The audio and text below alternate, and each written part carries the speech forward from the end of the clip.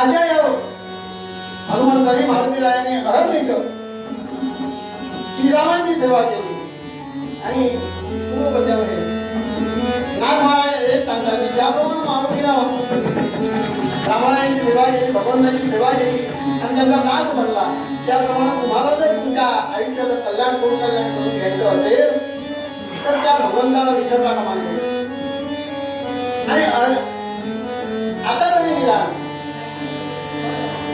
माझं आयुष्य गेलं नाही गेलं, पण ह्या पुढील आयुष्यात तरी तू त्या भगवंताचं नामस्मरण कर आणि तुझ्या आयुष्याचं कल्याण करून घे, त्याची कृपा संपादन कर. यासाठी हा माझ्या पूर्ववर्गामध्ये सांगतात